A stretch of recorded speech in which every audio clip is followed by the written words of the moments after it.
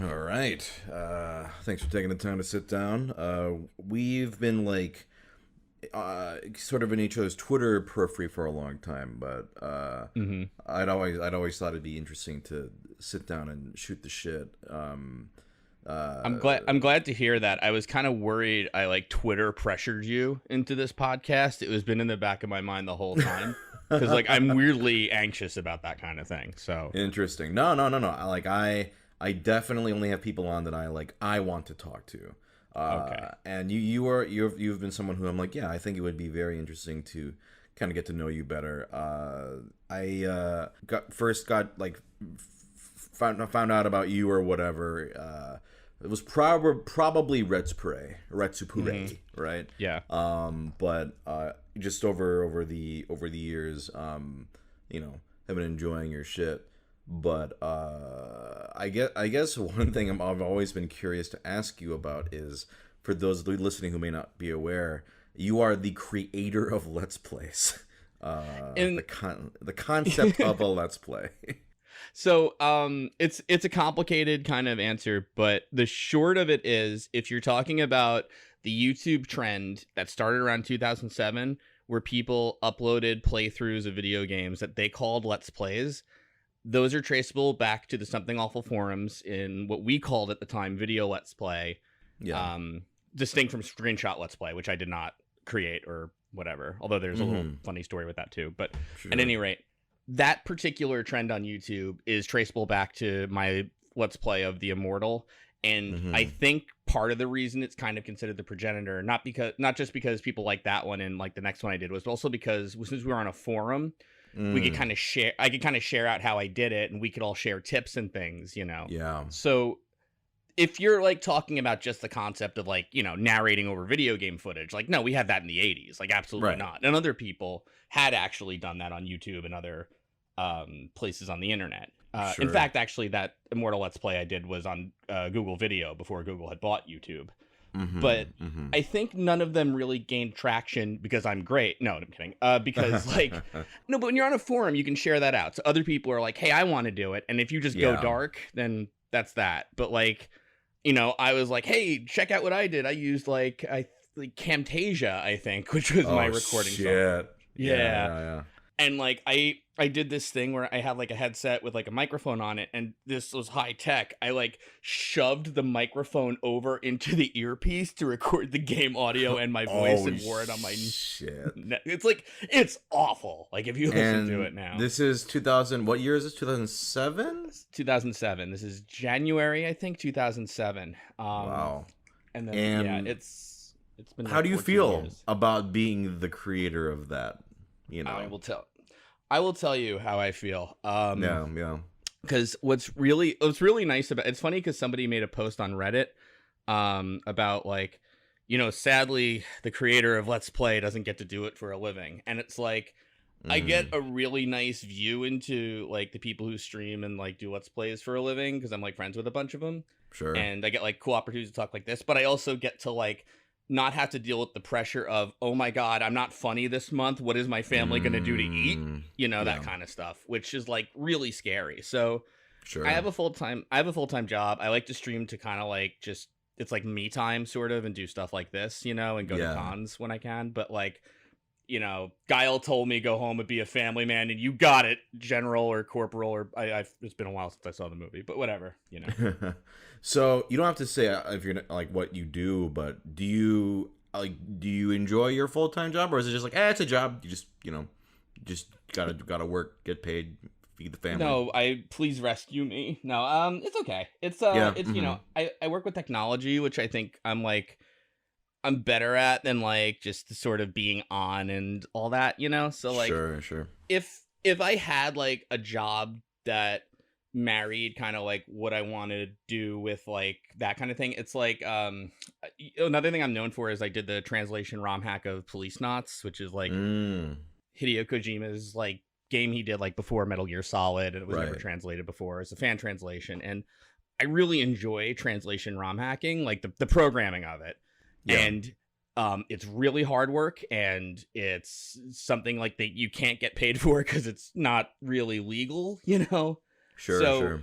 but that's like the kind of perfect marriage of gaming and technology. Like I got into computer science to make games, and then when you see what it's like to actually make games and be in that like industry, it's like, wow, I would never want to do that in my life, you know? So Mm, I do like mobile dev. I do management now. Like I have like team and all that fun stuff. yeah. And I like talking. I like dealing with people, and I like kind of solving the challenges and things like that. And right now where I am, like the balance, I think I kind of like it where, you know, I can go to a con for a weekend and have my wife watch the kids and like just completely nerd out, and like Mm-hmm. occasionally someone will want to take a photo, but like I'm not like mobbed. Like Sure, sure.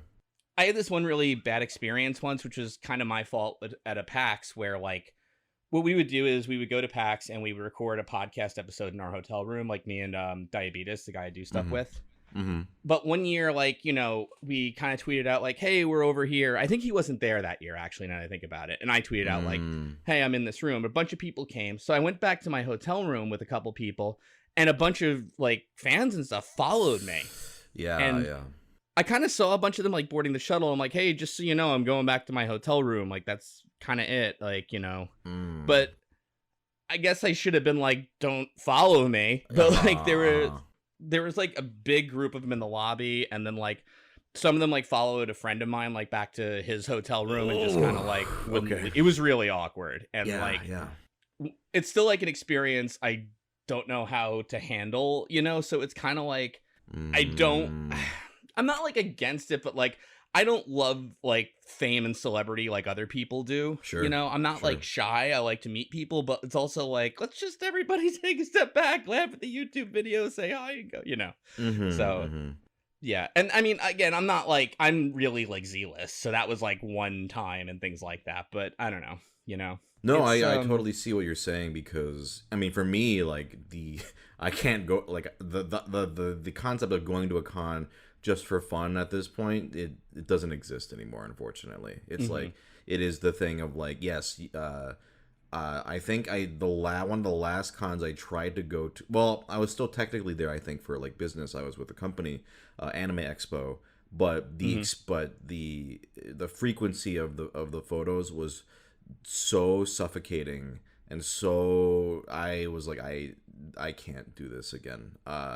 And I look back on sort of like because you know I was a big con goer. You know Mhm. I went to Otakon like every year since like 20 god like a long time anyway, like yeah, several years.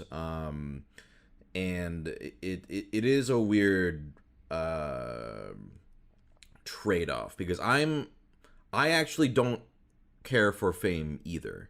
Mhm. It's something that sort of happened, and I'm just sort of going, okay, well, it happened, and whatever. We're just gonna see what you know, run with it. But a lot of Yeah. people thrive on that, and I don't thrive on that at all. I'm grateful. I never want to appear ungrateful for people liking my shit or liking what I do. But if I could like kind of go back to nobody knowing my face, Mhm. that's a pretty like that's a pretty tempting thought. But at the same time I can't be like ungrateful for what you know things have led to. But it's interesting because I'm always telling people or talking to people about the value of finding joy in stuff outside of your work or even your creative output, right? Or Mhm. doing creative stuff because you enjoy it. Which,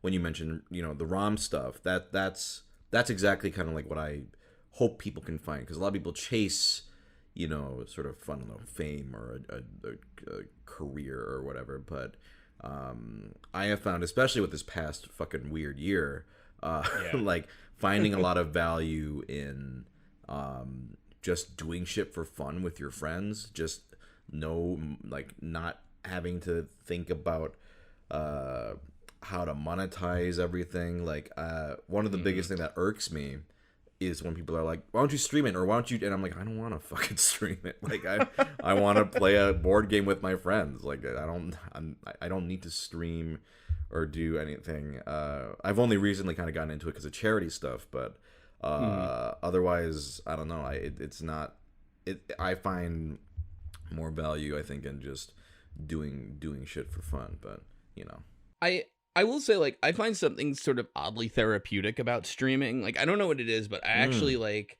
prefer to. I actually don't play a lot of games. I do play some. Like, I'll play with my kids or things like that. But like, sure, if I want to like just just screw around for a couple of hours, it's like whatever. I'll have chat to talk to. I don't mind that, that kind of thing. yeah, Or even like discover a game, because like there's also something I like too about like re-experiencing it. This is one of the things I liked about Let's Play, is that you can mm, vicariously relive moments you like, yeah, like if yeah, you want to, like you can't relearn like what like Pyramid Head in Silent Hill 2, and as freaky as that is, but you can watch someone else do it and experience that same sure, thing again, which is yeah, actually something I didn't quite get when I had first started Let's Play. Like, I really wanted to do it to show people cool games that maybe they hadn't heard of before, or for some reason are not fun to play. Like, I do think The Immortal is a really cool game, but it's rock hard, and it's not the mm, fun kind of hard. yeah, It's not like Dark Souls. It's like just trolls you constantly. sure, sure, Like,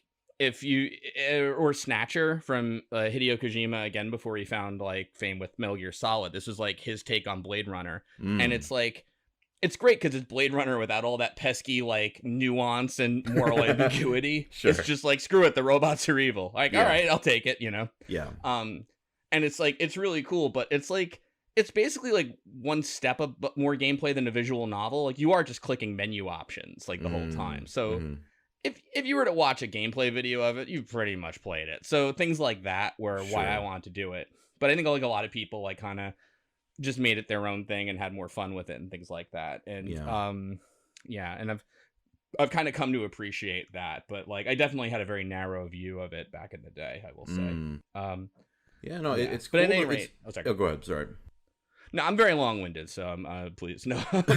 I guess. Well, it's just cool to me because I, like you said, like some people, for accessibility issues, right? Like some people just cannot play certain games, so they can watch Hmm. them, or it's just time. Like some people, you can put it on in the background. There's a lot of really sort of interesting and kind of cool ways that people like can absorb Let's Plays and for different reasons and stuff. So it's just Hmm. always interesting to me, and it's also been interesting sort of seeing the morph to, because I didn't mean to knock streaming before, because I enjoy streaming No, when no, I no, do no. it, and Hmm. I also totally get like sometimes you're like, hey, I just want to like shoot the shit with some people and hang out. I Yeah. find my sort of take on it is with any sort of like creative platform is when people go, oh, I gotta stream, gotta stream, gotta stream, and they're just burning themselves out, where they're like Hmm. obsessive about it to like a where it's like, are you even enjoying it anymore, or are you just doing it because you have to? Yeah. Yeah, that's where I like, I don't want to ever do that, but it's been interesting seeing sort of the jump from YouTube to Twitch, because obviously, I mean, YouTube sucks. Like, the algorithm is Yeah. terrible, and it doesn't, No, they're awful. it does not suit gameplay. Like, obviously, with Twitch, it's much not easier, but kind of. It's in its own way somewhat easier to just play without having to worry about editing it and that sort of thing. But Y- at the same time, there's this sort of, fuck, if you stop streaming, you just lose all your shit. Everyone unsubs, you're done. It's like, oh, Oh yeah. yeah, No, but, it's. yeah. But what were you gonna say? Sorry.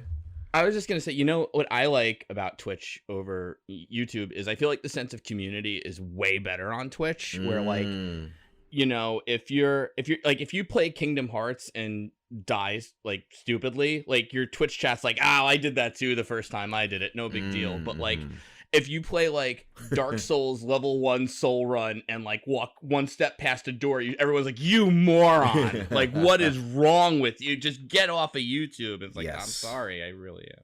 Yeah. No. There is definitely, I think, more accountability, right? Because it's like you're more of a, maybe more of a direct interaction with you, Hmm. as opposed to just leaving a fucking shitty comment on a rando's video. I don't know, but No, I hear that. Yeah, no, yeah. and I mean, I think part of the reason, like, you're like, let's say, successful and creative too, is because not to like burn yourself out or do things for an audience. Whereas I'm just like, Mm, I'm just completely id where I'm like, I don't care. Let's just play a game. And if you like it, great. If you don't, whatever. I'm just going to be silent for 3 hours. No, which is not good, honestly. But that's a good attitude to go about shit, right? Like chasing shit you don't like just because people want you to do it is fucking miserable. So I admire creators like that. So and I always get the sense when I see stuff that you post or whatever, it's like, oh yeah, this guy is just a genuine, like not preoccupied with that sort of thing. Now, sort of pivoting away from like Twitch and YouTube and all that shit, maybe even games. I'm just curious, like, are there any sort of interests or hobbies or passions you have outside of gaming that people might not know about necessarily at first glance? I used to write a lot. Okay. And it's funny because like I got a couple of things published on Polygon, which it came from the whole like streaming Let's Play thing.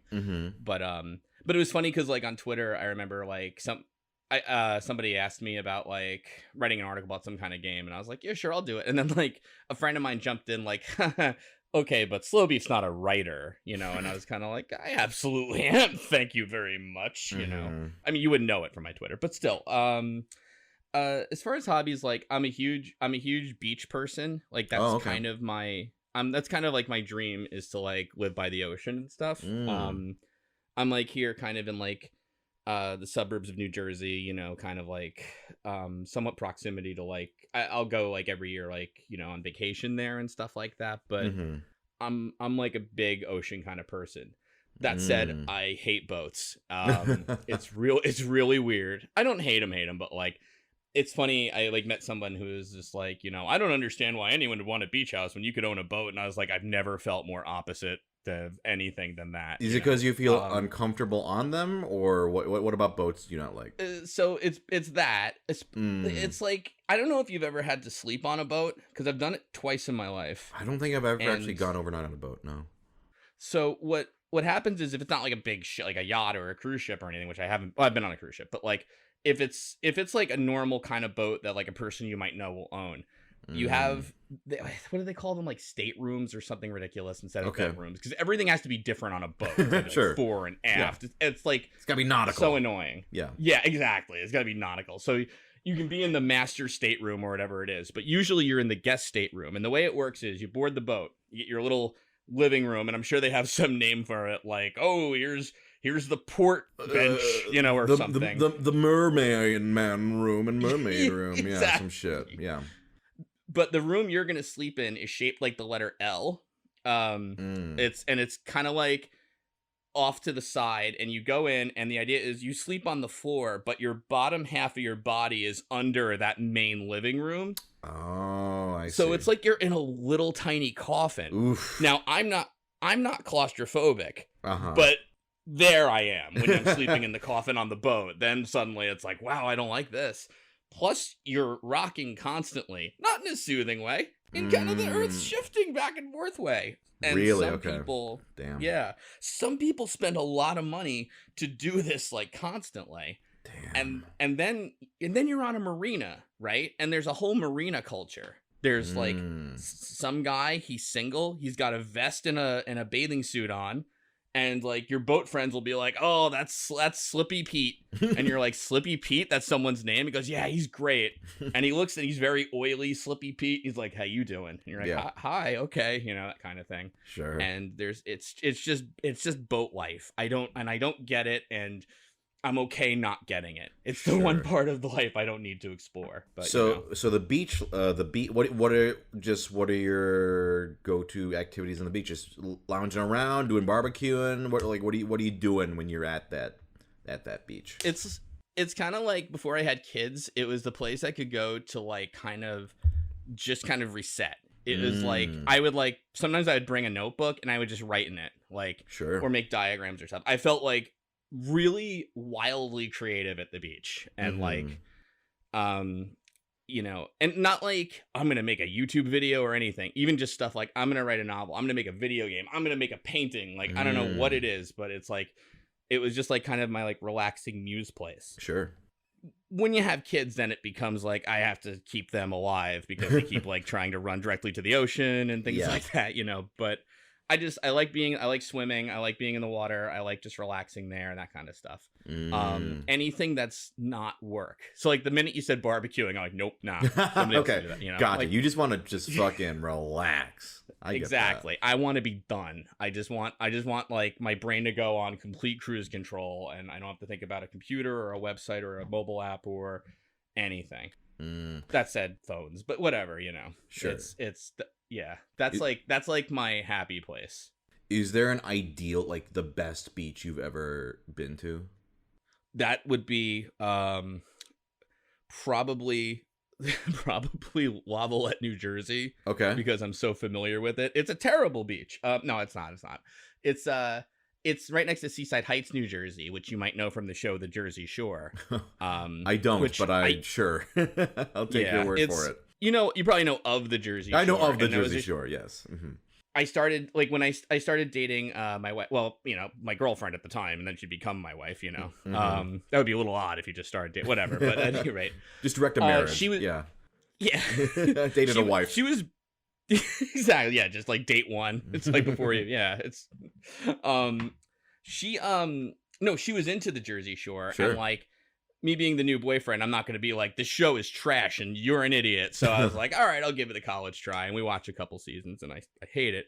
But like, it's the beach I'm kind of used to, but like there's a boardwalk there and everything. And the people there I really don't like to admit that they are a lot like the TV show, but yeah. I used to like have this whole defense, like, 6 of them aren't even from New Jersey, but then like you go and you're like, yeah,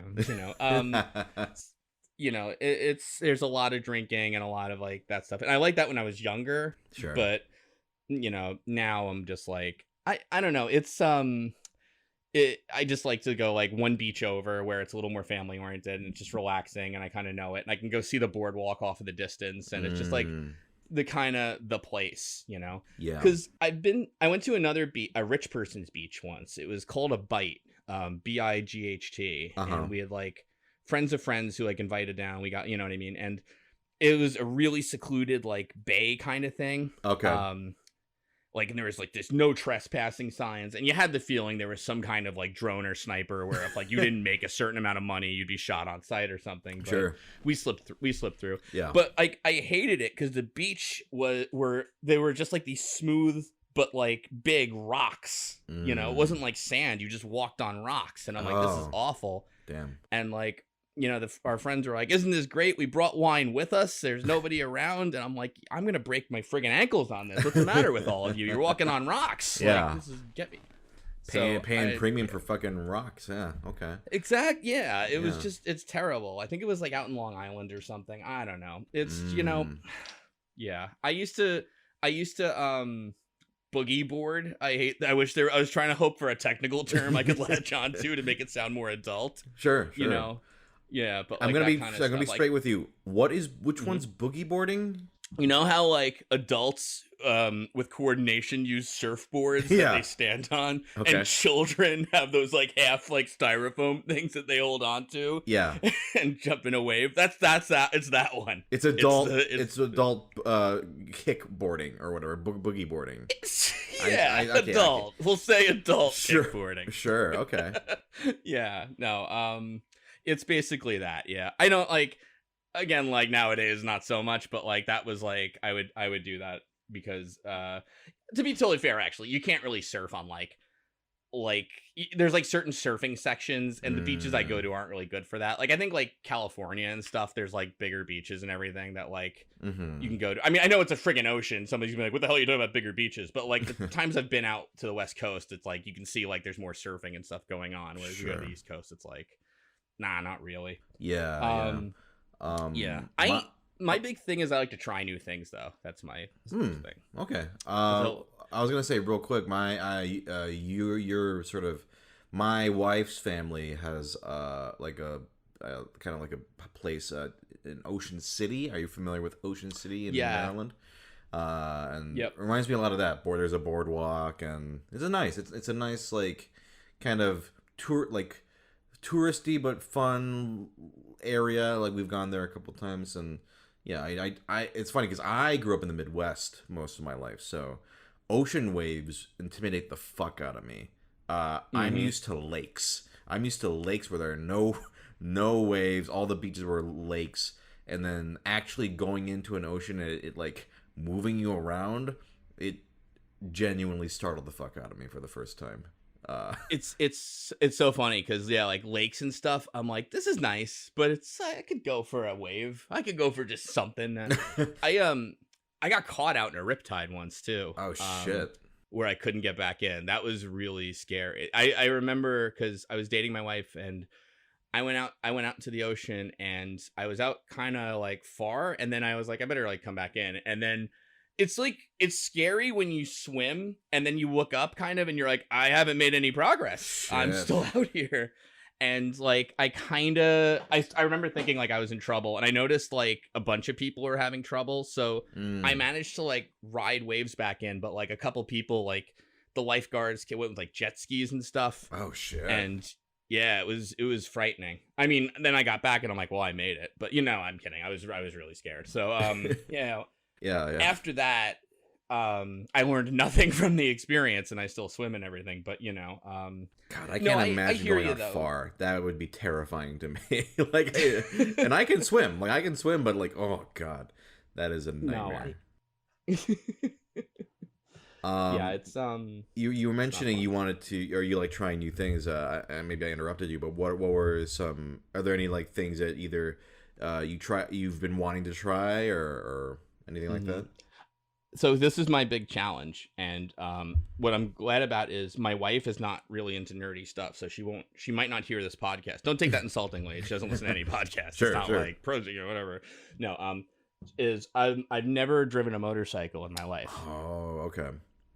And the thing is, like, so I was looking it up, and it's like you got to go to school for it and get a license. Yeah. And I'm like, my mom would.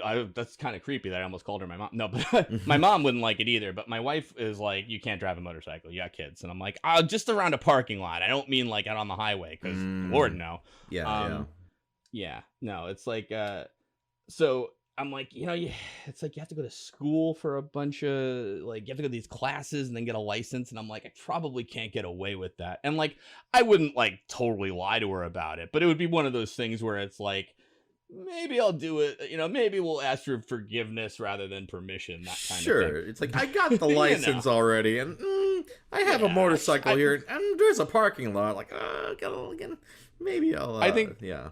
Yeah, because like that's an opportunity. Like, look, honey, there was a motorcycle and a parking lot. I couldn't pass up that opportunity. I mean, come on, Are you actually gonna take steps to do this, or is this like that would be cool sort of thing at the moment?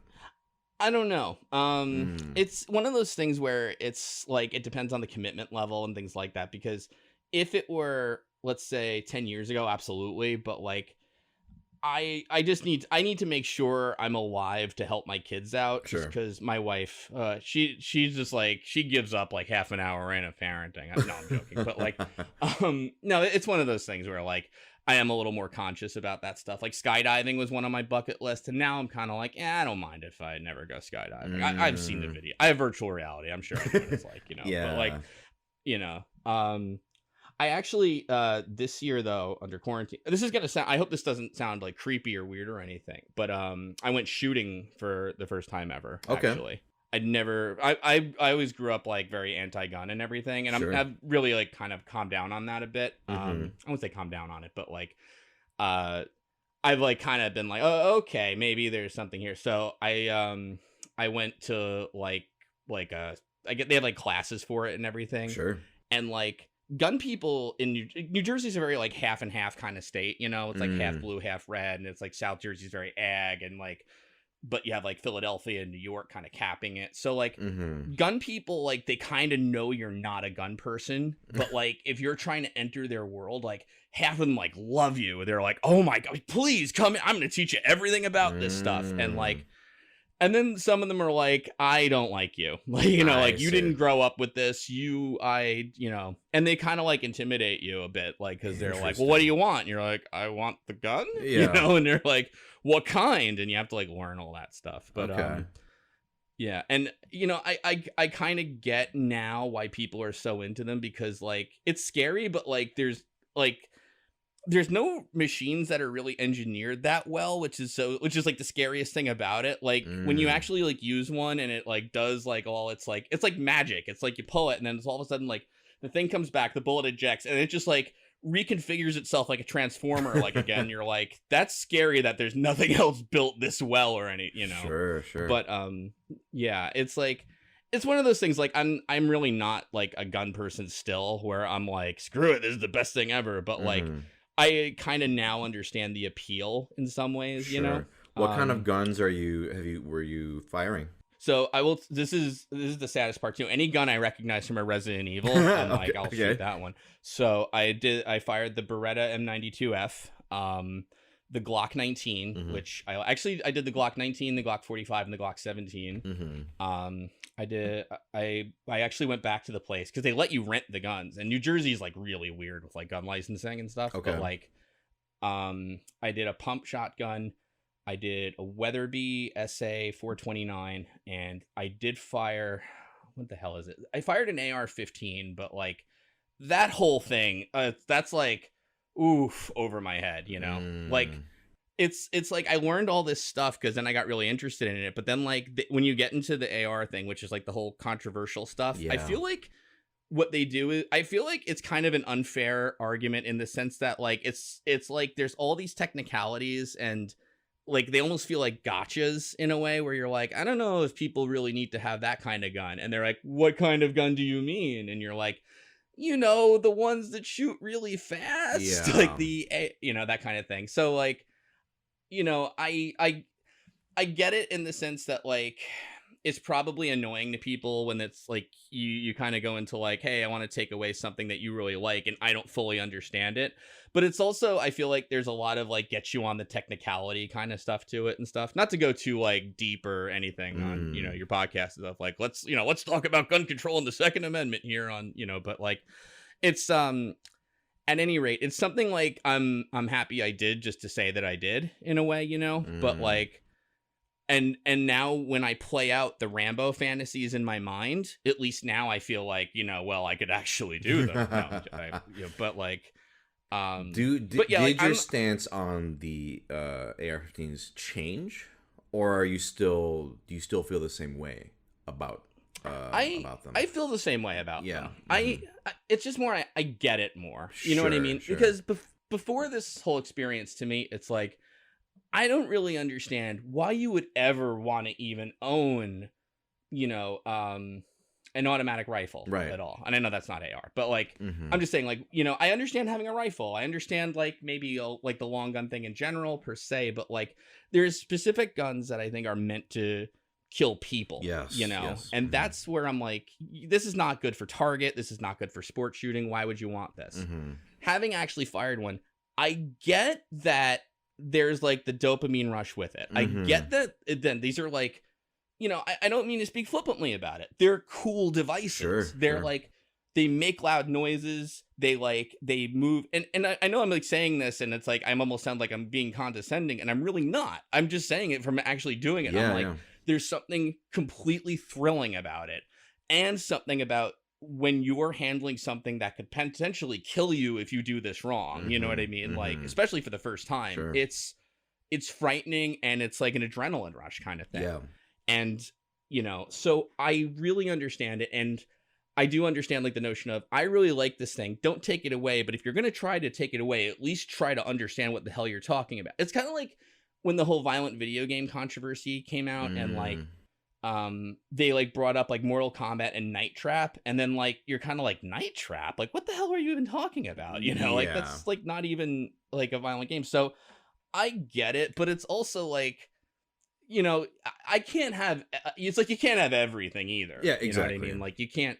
Yeah. Yeah. So it's I think what sucks is that like in America the whole situation is just so intractable anyway. Mm-hmm. You know, like I don't even know how you could get all these guns. I don't mean like let's not do nothing, you know, but like it's like one of those situations where you're like, wow, we are really really screwed on this one, you know, that Yeah. kind of thing. No, because Yeah. I'll be totally blunt. Yeah, I am in agreement in that I do not think the automatic weapons should be allowed. I Hmm. mean, Right.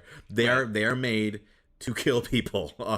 It is Yeah. not. You know, I understand. I actually see where you're coming from as well on like the appeal of it. I've never fired one, but I'm sure if I Hmm. did, I would also be like, damn, that was pretty cool. You know, it's like Hmm. there is a level of almost like hypocrisy. You watch like, I don't know, fucking John Wick, and you're like, that's really cool, but it's like, but Hmm. there's, so I understand that, but because I feel like we're kind of on the same page where I'm like, I mean, yeah, like rifles and guns that don't just shoot like fucking tons of rounds a second, right? It's like, Yeah. that people hunt, people do Yeah. even for protection, sure, but God, yeah, it's just, and then Yeah. I have friends in other countries, I have a very good friend who lives in Australia, and it's like, yeah, no, it worked for them. Like you cannot have to live your life in fucking fear, but No, it's absolutely. such a, like you said, a very just fucking tangled and just I mean, and not just that, this whole fucking country, right? It's just so tangled and Oh yeah. fucking it's a mess. So yeah, like I Hmm. mean, I it's very interesting that you, because I don't know a lot of people who have like actual like fire gun experience, and I mean, I would be like, I'm not like, oh, I'm gotta go out of my way to do it, but if it were presented to me, it's like, hey, do you want to learn? That would be interesting. I'm kind of like, maybe not as daring as you in like the Hmm. try every new thing, anything, but it's, if it's, as long as it's like relatively safe, yeah, like, I mean, that Yeah. is an interesting experience that I would not necessarily say no to. No, and I don't want to paint myself either like I'm this complete daredevil or something. It's usually like, oh, is there a store for that thing I want to try? Perfect. Mm, Here's my credit card. sure. And guns. It turns out, at least in New Jersey, I think in most states, like if you want to try them at a range, it's like very easy to do. Insofar as you take like an hour long class, and Mm, it's just basically like, here's not how not to like accidentally shoot somebody at the gun range kind of thing. sure. Um, but like, it also introduced me to gun YouTube, which is very funny. Okay. Which like it's like the one video, because I was looking up this one shotgun, and like this guy I guess gave a review of it, and it opens on like a sky with like a prairie kind of, like that kind of grass deserty kind of prairie land sort of thing, Mm-hmm. just completely serene, and then he just fades in like an alien or a spirit or something. Like he learned that effect in Photoshop, and he's got the gun. Like he just teleported there, and then he just goes into his spiel like nothing happened, just no acknowledgement of that. Like, well, the Weatherby's really. I'm like, Damn. okay. Like they tend to use like effects like that, and it's pretty nuts, honestly. Interesting. I yeah, I'm a big eater in the sense of that, like I'm a heavy guy, but like besides that, I like to try like like different things, like unusual things, so like my wife and I went to Thailand for our honeymoon, Mm. and you know our we went on like a tour and everything, and like the guy is like, they have rice paddy rats here, Mm. like rats that they'll catch out, and they like have them in a thing, and you can like buy them for like $3, and I was like, I'll do it, and the tour guide's like, what, really? And there is this divorce lawyer from Kentucky who was with us. He goes, hell yeah, I'll do that too, let's do it. So they cooked up a rat, and we ate a How rat. was it? It was it was almost delicious. It was very Almost delicious. Okay. almost, it was crazy bony where you couldn't really eat I it. see. I'm That's totally with that's you the on this. I will try any food. That is where Mhm. I am, in one of the most adventurous. Yes. But the Yeah. meat was good. It tasted good, but bony. Yeah, if it weren't for Mm. that, like I would have said that was actually delicious. What would you which meat would you compare it to? It was tender, almost like beef. Oh, okay. Like it was like a very tender beef. Like it worked out like pretty well that way. Okay. It just like it reminded me of like if you've ever had a bony fish, but like times like 5, you know, where it was like every bite you were picking something out of your mouth. Gotcha. Yeah. Are they popular? Or not, I mean, are they regularly eaten there, or is it more of a novelty for them? It's like, I think if you're in like more of a rural area in Okay. Thailand, people will do it, but like, you know, I mean, it's not like it was out in the city. Like the night markets at Thailand had a lot of stuff like that, and they had a lot of bugs, which I have a lot of trouble with bugs. So I'm working my way up. Like, my daughter, she's like 6. I don't know why or where she saw this, but for some reason she got into. There's like a YouTube series of women in Asia who will capture like centipedes or millipedes or like giant bugs Yeah. and like cook them on a rock and like put them in like chili oil and everything, you know. Okay.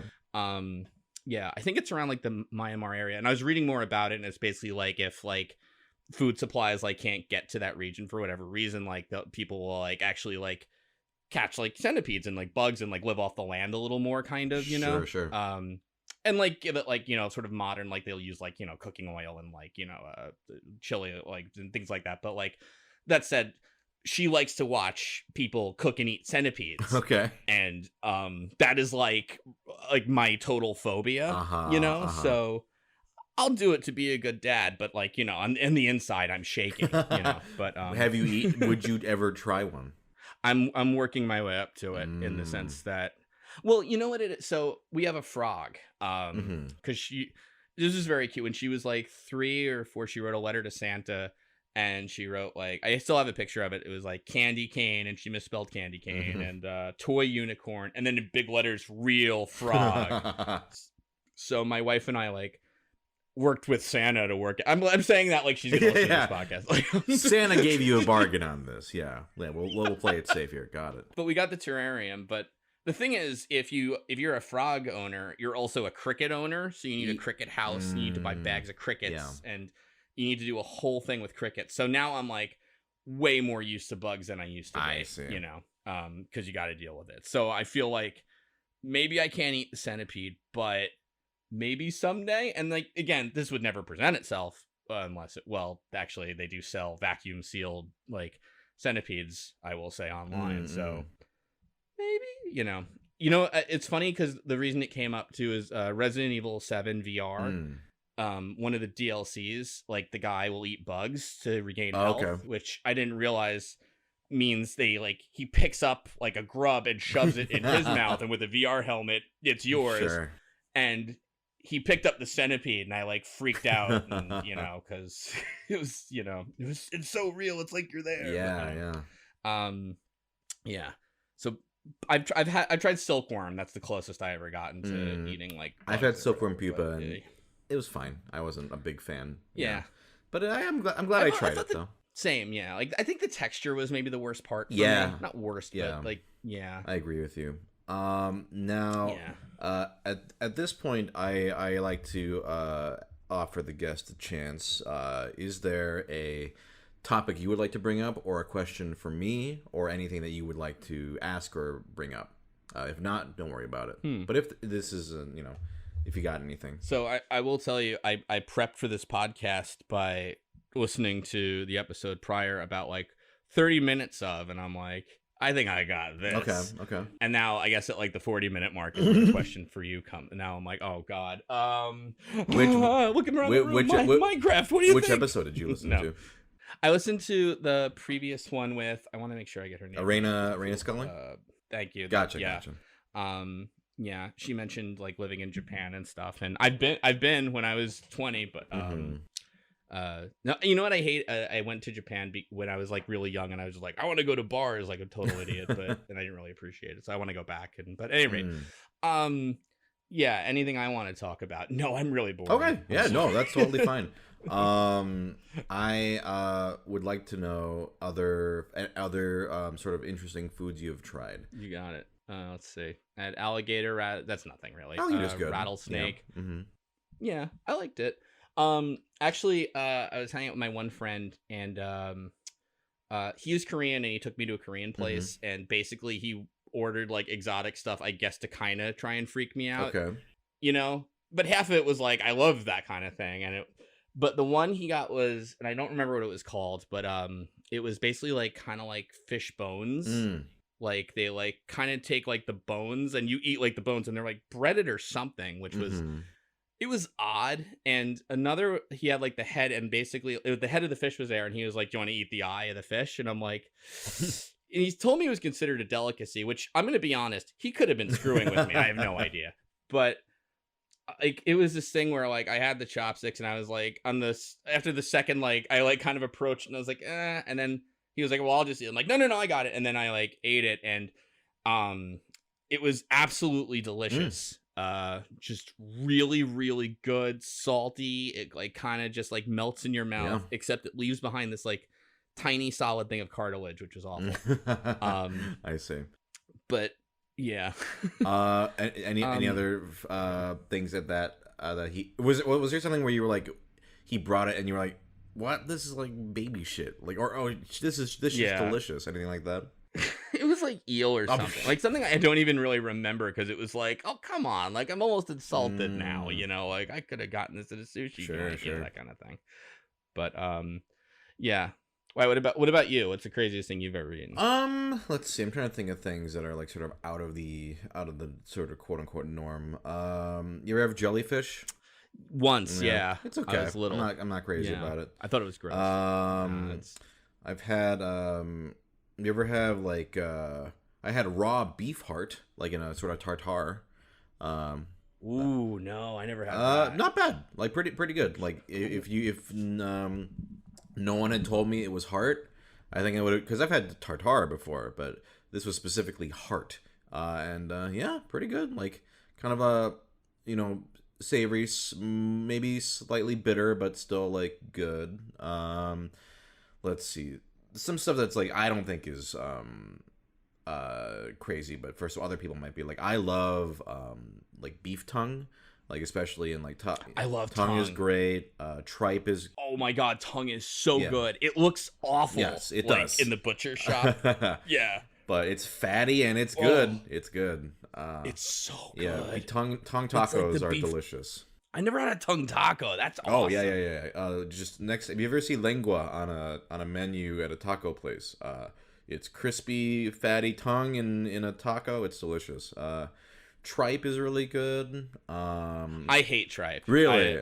I had tripe soup at a Polish place once, and again, just because I'm like, you got it, and then I couldn't stand it. I will say, but you may like it if it's really like actually, funnily enough, in a taco, if you get tripe that's really crispy, I'm sure some people would not be able to tell the difference between it and like say almost like a bacon.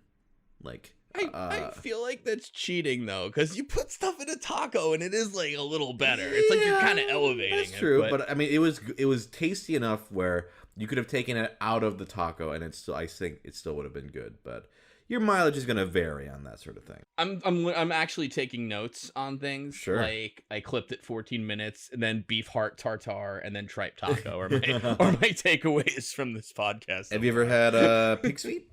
I have had pig's feet in New Orleans, actually. I love pig's feet. I don't know why what that added to it. In New Orleans, ooh. You ever have chicken feet? Chicken I feet. have had I like chicken feet as well. I'm pretty sure I've had. Pretty common feet. at dim sum. You call it. You know what I had once was do you ever have prawn head? Prawn head. Like you mean like a shrimp or like a like the shrimp, like but the actual face and stuff. Mm-hmm. Yeah. Yeah. I went to when I went to Tokyo, the one time I did again, I looked up at this place in the Tsukiji Fish District called Edogin, and they had like a fish tank in the back, and they're kind of like claim to fame or whatever. It's like you couldn't get fresher sushi, you know. Mm-hmm. So at the time, like I was in my eternal like I want to learn Japanese to play Japanese video games like a big nerd. Sure. So I ordered it was called live prawn on the menu, you know? Yeah. So I ordered that, and they brought everything else, but they didn't bring anything I could see like a prawn. But then they brought out like, it looked like just shrimp, but blue. So I'm like, yeah, whatever. But then like the chef came out with the head of the prawn on a plate by itself, and he puts it down in front of me, and all these people in the restaurant started looking. So, you know, I go Sumiya Senga, which like for anyone who doesn't know is like excuse me, but you know, so I'm like, and I said this exactly, which was Sumiya Senga. I just eat this or what? Because like I couldn't think of how to possibly. So he made a motion like that. So I like bit through the head and everything. It was delicious. And then years later, I was in New Orleans with my friend, and my friend Emil ordered prawns, and I was eating. I was like, "What do you do with the heads?" He goes, "You eat them." So I did. And he goes like, no, you don't. No, you throw them out. And I'm like, oh, but I thought, you know. But, sure. Some people actually, it's very, very. People like to suck the stuff out of the head. If you've ever done that. Yep. Yeah. Oh, I love that. Yeah. Yeah. Like... And do you like? I also a similar thing. Like, are you a fan of like cracking open a crab and it's got the mustard they call it inside, the sort of like paste. It's basically like its liver. Or whatever the fuck it is. Yeah. I like it. I don't love it, but I like it. You know? Yeah. That shit's pretty good. Like, or one of my favorite things is there's a Korean dish where it's ganjanggaejang, where it's it's like a crab that's been marinated in soy sauce, and so but it's like raw, and so you crack it open, and the inside of the crab, the meat has like almost because of the marinade, it's like almost not liquefied, but it's like almost like very smooth, like gelatin like almost, and you eat that with rice and it's fucking delicious. Wow. Like that shit's great. Let's see. Try that as well, then. Yeah, it's great. Now you're very adventurous with food. Is there anything else? Like we've covered guns, we've covered boogie boarding, we've covered food. Any other things that you are like at that level of adventurousness with? I'm playing Kingdom Hearts for the first time ever. Oh god, no, actually I would love to talk about that. You're playing it for the first time? Yeah, I'm 42 years old and I've never played Kingdom Hearts. I've obviously seen, like, I know about the infamous like Goofy dying kind of thing, you know, and stuff like that. But Are you playing like the original, like just straight up PS2? Or are you playing like the remake, like the version, or Final Mix 1.5 plus 2.5? Okay. That's the bundle I bought, I should say. Okay. Is that on PS4? Yeah. PS3? Okay. PS4. What do you think? Wow. It's funny because I really love it to pieces. Okay. Which I did not expect at all. Okay. I'm like a very Johnny come lately kind of person to this stuff. I only played Pokemon for the first time like 10 years ago. I was just like old enough to have just kind of missed it in a way. Like I had a Game Boy, I could have bought it and I didn't. I still haven't played Minecraft. But like Kingdom Hearts was one of those things. Basically what happened was one of my stream moderators got a PlayStation 5. And I was like desperate to get one. He's like, I'll sell it to you, but I want you to platinum Kingdom Hearts too, because I like to platinum games now, which is okay. But I was like, yeah, sure, whatever. So basically you know, I bought his PlayStation 5. Then he got another one somehow, like the week after. So he just has the best luck with that. So I started with Kingdom Hearts 1, and then I liked it enough, and I brought on a friend of mine. She co-commentates with me, and she's like done speedruns of Kingdom Hearts. Like, not like she's not a speedrunner, but she'll tell me whenever I say that. But so she'll like kind of help me with like, here's how you synth grind, and here's so like I've really gotten the full Kingdom Hearts experience. But what I really like about it is like it never goes where you think it's going to, and where it goes is really friggin' funny. Because like all of a sudden it's like, hey, here's Squall, and I'm like, why is Squall here? I mean, I know Kingdom Hearts, and then I'll look down and he's got zippers on his shoes, and I'm like, what? And I'll point that out, and like people in chat will be like, I never noticed that. I've played this game a million times, and like there's like this whole like there's this extra video you get if you like beat Proud Mode and do something else at the end, and like it's just like these goth people fighting with keyblades in a Isn't that the one where they're running down the building, right? Yeah, I think so. Yeah, I think so. Yeah, I think I know exactly what you're talking about. Yeah. And I was just watching it in awe of like, I don't know who these people are or what they have to do with the story or anything. And then just suddenly like Ninja Mickey comes out and they'll like showcase Mickey like he's a badass. Just like completely like no irony, and like it's like mind blowing. Or like You know what they do at the end of I hope I'm not spoiling Kingdom Hearts 1 for like the one other person like me, the other 42-year-old, like, I gotta turn this off now. You But know, I think people have had time. I think you're good. so the end of the game, Ansem's like, here it is. Billy Zane, by the way, what? Yup. Mm-hmm. Haley Joel Osment? How? Anyway, so he's like, there it is, Kingdom Hearts, and we're gonna open it or something. And I'm like, did anyone mention Kingdom Hearts before this outside the title? And you think like after you beat him and all that, and that we're gonna try to close the door, we can't, but Riku's pulling it from the inside, and like, I get it. Riku's kind of sacrificing himself by sealing him inside Kingdom Hearts, so you feel that pathos for him. But Mickey's in there too, and I'm like, wait, so Mickey's gonna seal him? Mickey Mouse, Disney Mickey Mouse, like what? Yeah. And it's just stunning to me that like how did they get away with this? Like, it is nuts. How did yeah, I can't. I'm like holding my head in my hands now. It's just like yeah. To me, it's the same level of power that Archie Comics had with the Sonic franchise. Like that level of the audacity of like how on earth did Square Enix? How did Nomura get to do this? And they were like, yeah, that's good. Well, I mean, it made a shitload of money, so I think that's why they're like, fine, we'll allow it. But my God. But it's like Disney's a company that like sued a children's hospital, you know, where they're like, hey, well, I don't like the way you painted those Mickey heads, not quite symmetrical. Right. Now it's like Mickey is going to kill this shadow monster with a key sword. Man. Like, so are you going to play? Are you going to play Chain of Memories? Let me tell you, my friend, I am going to play Chain of Memories. Okay, yeah, I was going to say.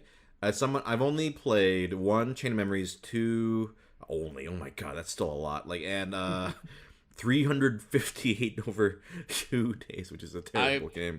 I'm going to correct you now, as people have told me that it is actually 358 days over 2. Jesus fucking Christ, whatever. It's awesome.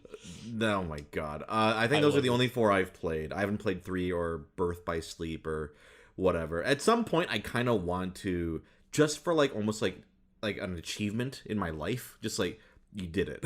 Like you got through with them. But I will say Chain of Memories are you gonna play the Game Boy one or the PS2 remake? I'm gonna do the PS4 one. Okay, just yeah, because it's in my bundle I bought. I didn't know what I was doing when I bought it. Sorry. It's fun. Like it's I actually like the battle system in it a lot. That's not a popular opinion. It's like kind of like a deck buildy kind of thing. I've heard. Excuse me, yeah. But yeah, you have to. What's crazy about those games is you have to play Chain of Memories to understand 2 at all, which is nuts. They're like on totally different systems, right? Like it was PlayStation 2 for the first one, and then like Game Boy Advance. Yeah, and then PlayStation 2 again for like. So you had to like be kind of like a rich kid with a lot of consoles and stuff to really get the Disney experience. Pretty much. Have you started Chain of Memories, or are you going to? I'll tell you what I know going in. Okay. Yeah. So I heard you got extra cards if you have gone through the 358 days over 2 cinematic thing they give you. So I hit play on that and just let it play and didn't watch it. But I know there's a character named Roxas. I don't know how that fits into anything. And then sure. My friend Kavanaugh tweeted a picture of fighting someone named Zenmus. And then I looked at that and I go, oh my God, do you know what Zenmus is an anagram for? Sex man. Holy crap. What the heck, Kingdom Hearts? And like a complete idiot, I actually didn't put 2 and 2 together on that for like a couple of days. And then I'm like, oh, it's Ansem with an okay. So I don't know, but I don't know how that connects to anything. So sure. That's crazy to me that you don't have you haven't even like from peripheral like Twitter or anything. You're spoiler free. I know. Again, I know that scene where Goofy dies because that's like kind of infamous, you know. Sure. I know, like I've seen like random snippets here and there that I don't really remember. So like Mickey will be like, "Let's go, everybody," and he's like all zippered up like an S&M like sword guy, and you're like, "What the?" You know? Yeah.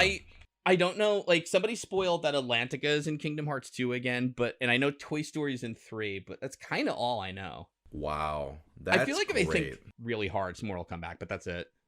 No, that's honestly very pure. I'm glad you have untainted like lack. Just you can just go in and experience because let me tell you, Kingdom Hearts 1.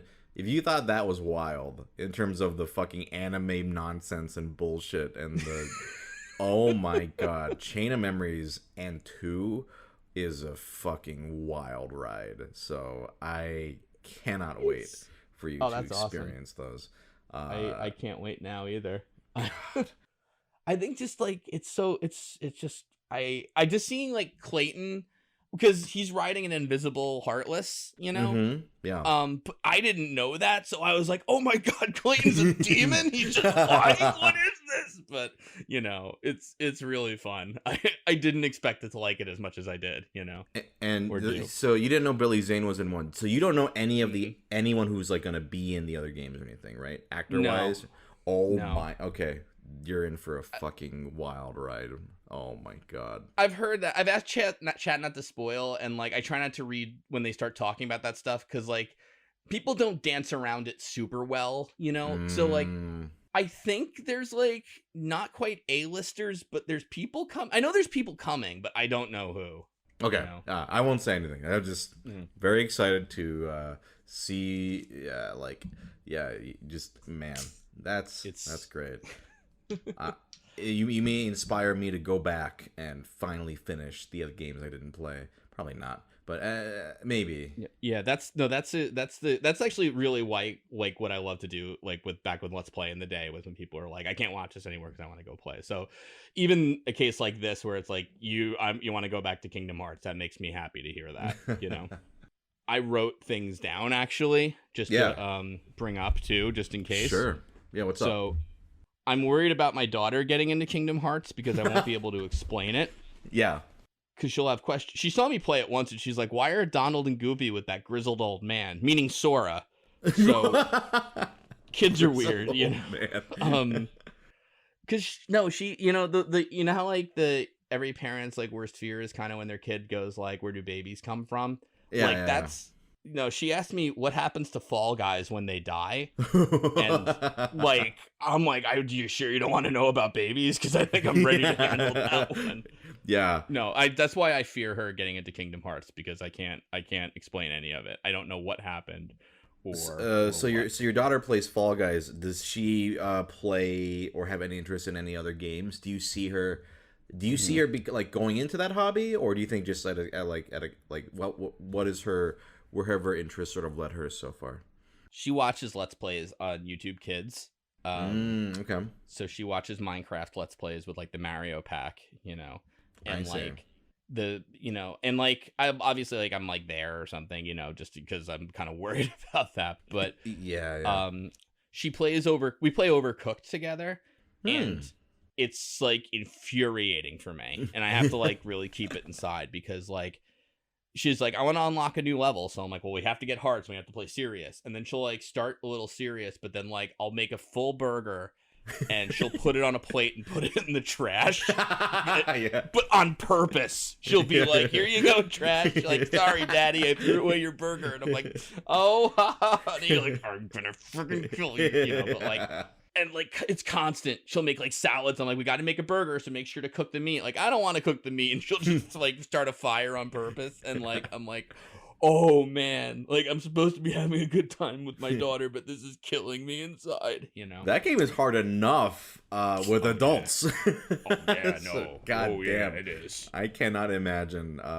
That's cool though. That's but she likes it. She's having a good time, even if Dad is like, God fucking damn.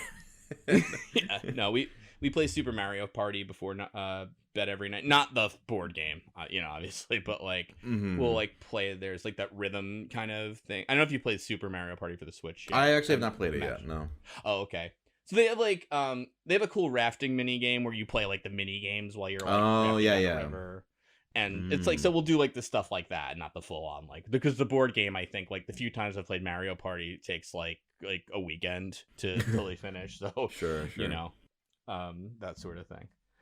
It's like one of those things. It's funny, like my son who's 4, he has like no interest in games. Like he just likes it, you know. So he's probably just gonna call us nerds. But my daughter like absolutely loves video games. So I see. you know, yeah. Are there any games that you like? You said you're scared of her playing Kingdom Hearts. Are there any games that you're like, ooh, but I would love to show you one day, like this game maybe if you're interested, like anything like that?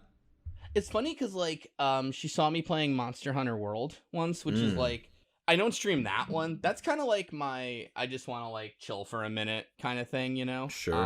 And unfortunately, my friends who are into it are like really into it to a level where like I feel like I can't help or contribute in any way. So, but she's like, I want to play Monster Hunter World. So I'm like, okay. So like, I let her go up against like Puke, but like I feel like Anjanath might be a little too scary. So like I try to like kind of limit like what she can see and things like that. Sure. The thing with her is like she's like she'll say like, oh, I can handle whatever, that's not scary, but then she gets like nightmares about stuff, you know. So it's like you don't want to like get, you know.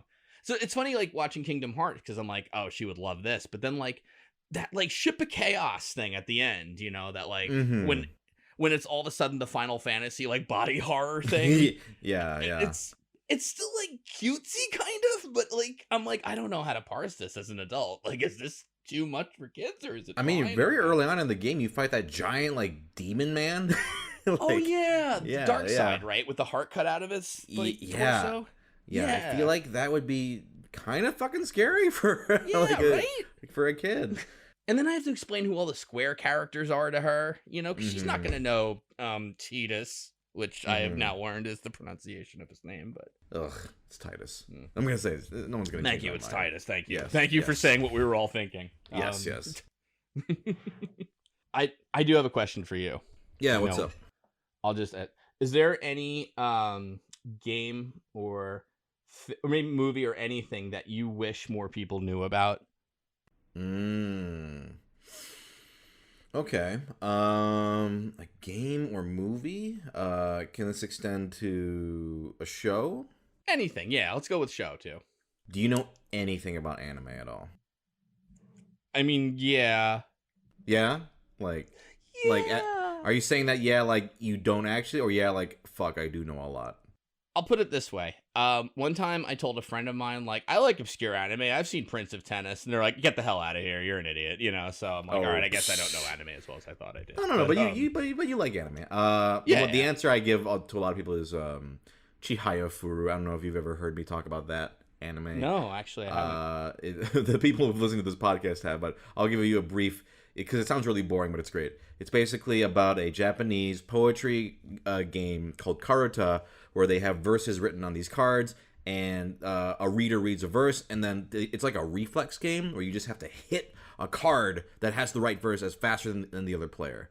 And it's an entire anime, 3 seasons so far, based off of that, but it's my favorite anime of all time. Wow. It's great characters, actually genuinely exciting to watch. That's the one I always tell people. In terms of movies, you know what's a really great one I was introduced to recently? Is you ever watch One Cut of the Dead?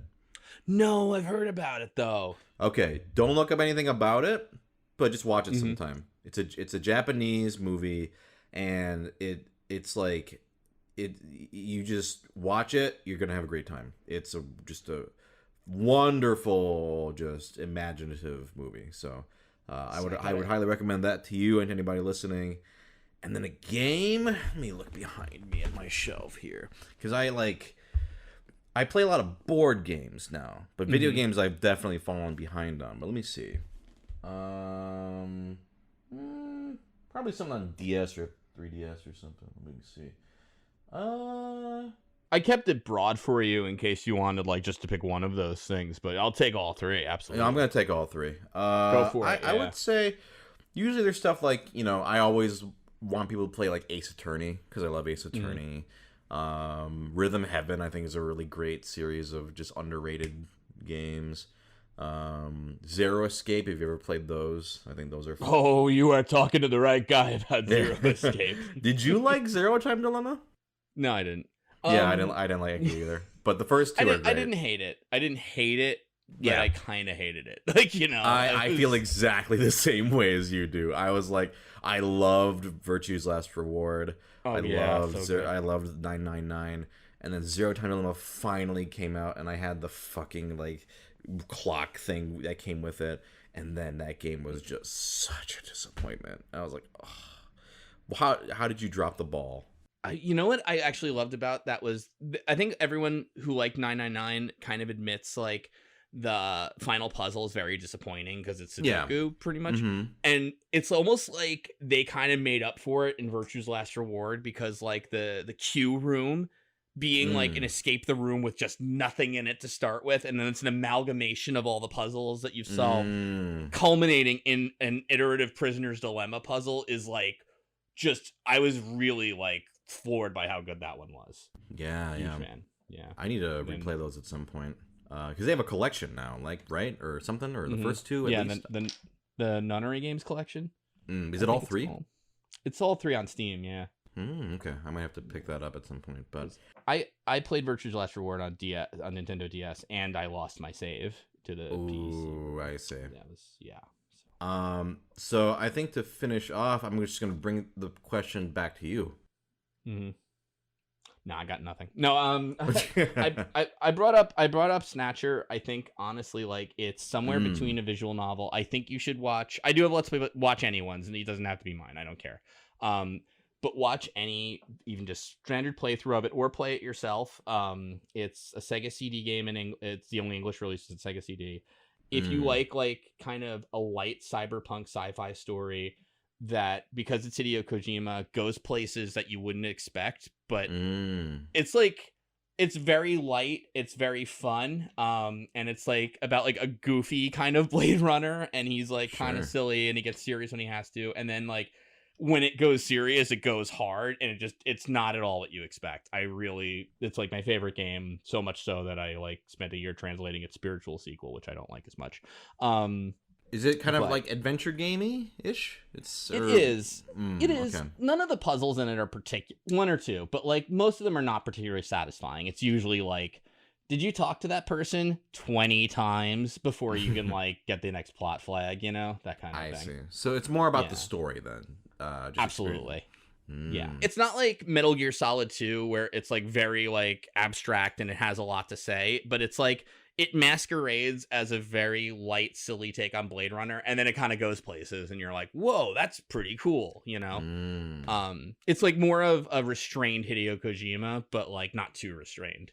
Gotcha. Yeah, and it's rare to see him do stuff that's not Metal Gear. But anyway, that does sound really cool. Yeah, I don't have a Sega CD, so I'll probably have to look it up. Maybe look up a playthrough at some point, unless they do like a re-release or something. Do you think that's ever a thing they could do? Never. No, it's unfortunate. It sold like crap in the West. Like a copy of a legit copy of Snatcher goes for like $1,000. Jesus, okay, because it sold so little. Gotcha. Can I give actually one other video game I really want everyone to play? Absolutely, yeah. I promise you'll. It's a Taiwanese game called Devotion. Is that the one that got taken off the store and then it's back now? Yeah, it is 3 to 4 hours of your time. It is a horror game. It's first person. It's very good at what it does. So I will say, yeah, if you don't like horror games, maybe not, but it's so incredibly good. The story is like, I don't use the word touching, and maybe because it deals with like parenthood and family and stuff, but like it really gets you. And it's, it's like, it was a travesty that game got taken down, but it's back available again, you know? Where can you get it now? Like what platform? You can get it on PC still. Red Candle Games, who's the company that made the game, they have a shop now, like an eShop of their own. You can't get it on Steam, but you can just buy it directly from them now. I see. On Mac, Windows, or Linux. Excuse me. They have another game called Detention, which is still on Steam, which is also really good. If you like the old Silent Hill kind of experience, this is like the closest company that's ever captured it, I think, you know? Okay. But it's really great. I'll have to check that out. Yeah, I have a couple friends who were really excited that it got brought back, and I've heard nothing but good things. But like, because it was out for a hot second, right, and then it got taken down. Yeah, I loved the previous game Detention so much that the minute it came out, I bought it and I finished it like day one, and then like a week later, it got taken down. Damn. Well, I genuinely would like to check that out. So that no, yeah, I'll have to. I'm not. I don't even play a lot of horror games, but just what the people who I know, including you, who have like spoken about it, how good it is. That's what interests me. That it has apparently like a really really good story. So It's yeah, it make an exception if you don't like horror games. I would say, unless you absolutely can't, but whatever. It's really good. gotcha. Cool. Well, yeah. Thank you for sitting down, man. This has been a lot of fun. Where can people find you? I'm slash Slowbeef kind of everywhere, meaning like YouTube, Twitch, Twitter, that's like spelled exactly how it sounds, like Slowbeef. I am doing Kingdom Hearts. I'm almost done with, I'm doing the speed run too, just because I have like almost all the trophies, but like we're going to start Chain of Memories soon. And, Mm-hmm.